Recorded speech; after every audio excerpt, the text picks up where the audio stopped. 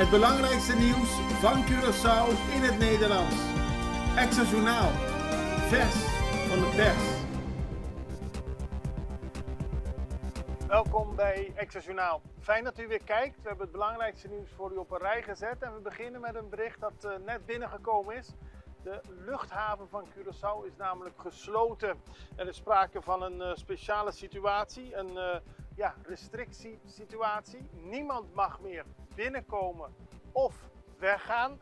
Wat er precies aan de hand is, dat wordt nu onderzocht. Het gaat in ieder geval over een situatie die net is ontstaan. We hebben van Curaçao Airport Partners het bericht gehad dat er daadwerkelijk een alert is afgekondigd. Wat er verder precies aan de hand is, dat zullen we pas later horen. Maar mensen die naar de luchthaven moeten, die kunnen dit nu niet bereiken en mensen kunnen ook niet weg.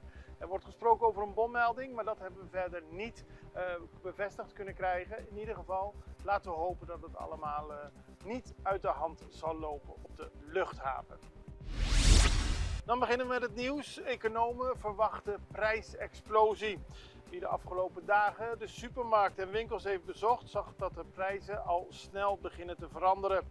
Kort na de invoering van de brandstoftoeslag is het verschil in prijzen al merkbaar, soms meer dan $1 per product. Extra sprak met een econoom over deze situatie en hij gaf aan dat dit gevolgen heeft voor het armoedebeleid van de regering. Curaçao heeft het streven om de armoede te laten dalen, maar met deze hoge prijzen wordt dat erg lastig. De econoom spreekt zelfs over een aanhoudende explosie van uitgaven die bijna elk huishouden raakt. En wie kijkt naar de statistieken van het CBS en de gepubliceerde prijzen van de Curaçaose Consumentenbond, kan alleen maar tot de conclusie komen dat de armoede voorlopig op deze manier moeilijk bestreden kan worden en dat mensen het lastig krijgen als ze boodschappen gaan doen. Wat de toekomst precies gaat brengen weten we niet, maar een prijsexplosie is iets wat we gelukkig niet dagelijks meemaken.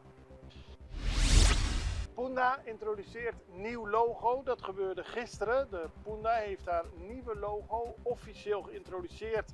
En dat betekent een nieuwe stap in het versterken van de identiteit van een van Curaçao's meest iconische en cultureel rijke districten. En in het nieuwe logo wordt duidelijk dat Punda wordt gepresenteerd als een speciale locatie op Curaçao. En de wijze waarop Curaçao zich presenteert aan de wereld is bijzonder, ook omdat we natuurlijk op de werelderfgoedlijst staan. Het is belangrijk dat de Punda zich meer en meer zal presenteren als een levendige en cultureel rijke bestemming.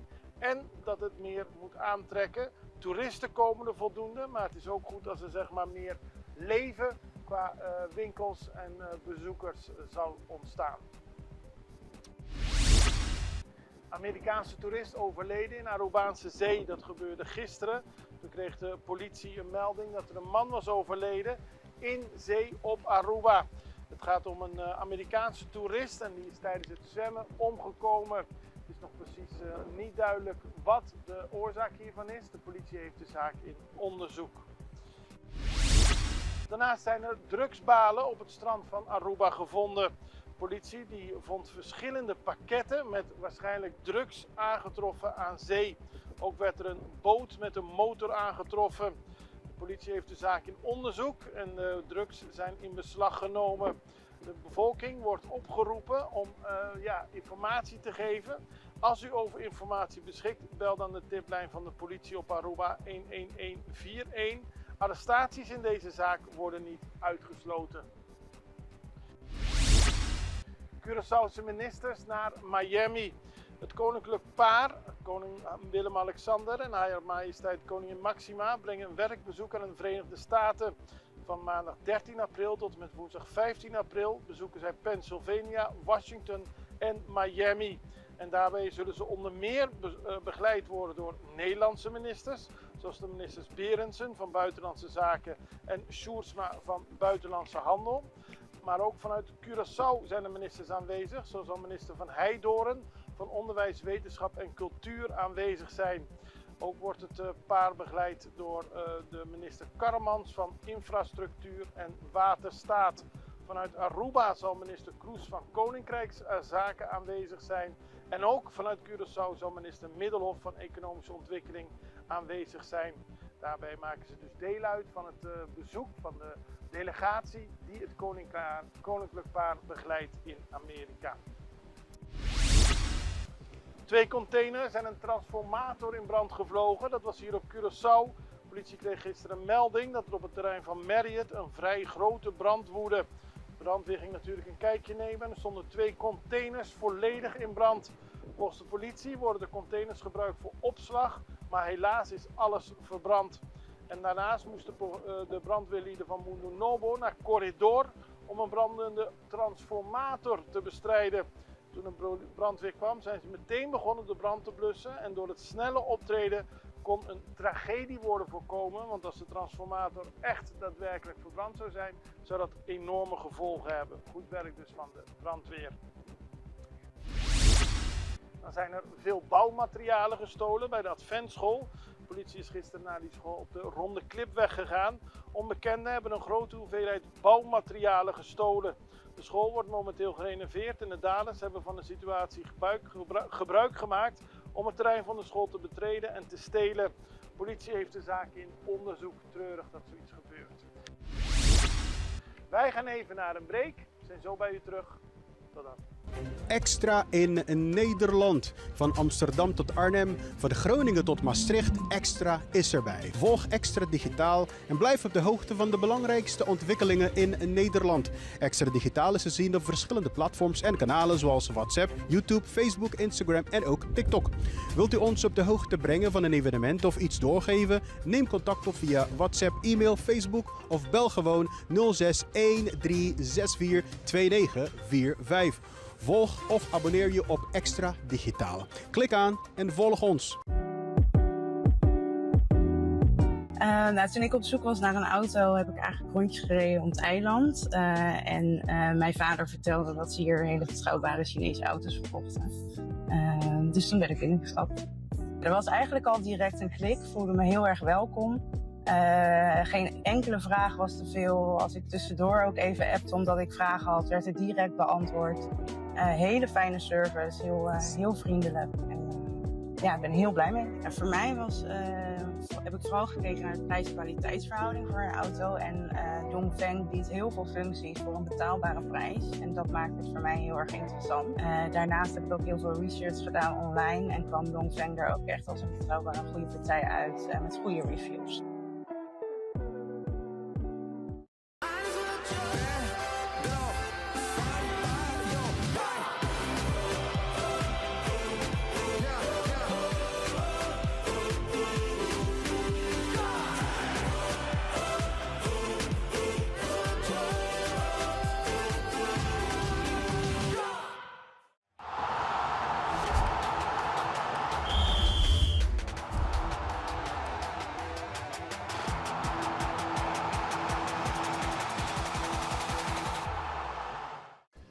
We beginnen met een advies dat er is gegeven over dengue-vaccinatie. Vooralsnog zal er geen dengue-vaccinatie worden aangeboden op de Caribische eilanden. Dat is gedaan door de Gezondheidsraad. Die hebben vandaag een advies hierover gegeven aan het Nederlandse ministerie van VWS. Volgens het advies is een vaccinatieprogramma tegen dengue voor inwoners van het Caribisch deel van het Koninkrijk nog niet nodig. Jaarlijks lopen heel veel miljoenen mensen dengue op, dat ook wel knokelkoorts wordt genoemd. In Nederland is het niet gesignaleerd, maar in het Caribisch deel van het Koninkrijk der Nederlanden wel. Er is advies gevraagd over vaccinatie tegen dengue, maar voorlopig wordt dat niet programmatisch aangeboden, omdat het niet zeker is of de voordelen van vaccinatie opwegen tegen de nadelen. Het is onzeker of het vaccin goed werkt tegen alle verschillende typen van het denguevirus. Ook zijn er nog onzekerheden over de veiligheid van vaccinaties, vooral bij mensen die niet eerder een infectie hebben gehad. Vandaar geen systematische aanbieding van tegen dengue voorlopig. Nederlandse staatssecretaris Van den Burgt arriveert voor werkbezoek. Gisteren is hij begonnen aan zijn werkbezoek op de Bovenwinden. Hij landde op Sint Maarten en werd verwelkomd door minister-president Luc Merselina. Daarna heeft hij een bezoek gebracht naar Saba. Daarna volgt het een bezoek aan Stesia morgen. En op 10 april keert hij weer terug naar Sint Maarten. Dus nu eventjes een korte ontmoeting met de minister-president. Die hebben een gesprek gehad.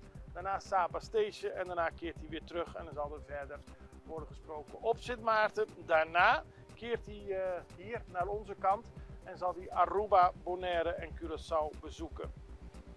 Minister Boekhout gaat voor EU-overleg naar Aruba. De delegatie van Curaçao neemt daar deel aan het jaarlijkse forum van de Europese Unie en de landen en gebieden over zee van de Europese Unie. Dat vindt plaats van 9 tot en met 14 april. Dit is de 21ste sessie van de jaarlijkse forum van de Europese Unie en de 13 landen en gebieden over zee van de Unie. Het gebeurt nu op Aruba en het gaat om verschillende landen en gebieden over zee. Aruba, Bonaire, Curaçao, Frans-Polynesië, Groenland, Nieuw-Caledonia, Saba, Saint-Barthélemy, Saint-Pierre en Miquelon, Sint-Eustatius, Sint Maarten en de Franse zuidelijke en Antarctische gebieden Wallis en Futuna. En het is belangrijk dat Curaçao erbij aanwezig is en Eduard Braam, die is benoemd als beleidsadviseur in Brussel, zal er ook bij aanwezig zijn. De eerste dagen vinden er tripartite technische uitwisselingen plaats. En op 11 april vindt de ministeriële conferentie plaats en die zal worden voortgezeten door Mike Eeman van Aruba. Als er meer nieuws uitkomt, zullen we dat u melden. Curaçaose atleten aangekomen. Gisteren is de atletiekdelegatie teruggekeerd naar Curaçao na een sterke prestatie tijdens de editie van de Carifta Games. Die vonden dit jaar in Grenada plaats. De groep lokale atleten behaalde in totaal 4 medailles. Dat is een hele mooie resultaat. En Willem Cordilia van de Atletiek Federatie toonde zich zeer tevreden over de prestaties van de Curaçaose atleten. We zijn erg blij met wat de jongeren hebben bereikt. Dit laat zien dat wanneer er goede begeleiding en hard werk is, goede resultaten volgen. Mooie woorden. Dan gaan we nog naar internationaal nieuws, want de gesprekken tussen Amerika en Cuba zijn nog in een zeer voorlopige fase. Afgelopen tijd werd er gesproken over gesprekken tussen de twee landen over het verminderen van spanningen. Volgens de Cubaanse vice-minister van Buitenlandse Zaken, Josefina Fidal, is dat allemaal nog heel precair, heel voorlopig. Cuba bereidt zich voor op een mogelijke Amerikaanse aanval na dreigementen van de Amerikaanse president Donald Trump. Hij gaf aan het communistisch bestuurde land over te willen nemen. Na het afzetten van de Venezolaanse leider en een aanval op Iran wil hij dus nu Cuba veroveren. In Venezuela is dat weer heel anders gegaan dan Iran. Dus we weten niet wat de plannen precies zijn van Trump voor Cuba. Maar volgens de Cubaanse vice-minister zijn er in de beginfase gesprekken, maar nog geen gestructureerde onderhandelingen.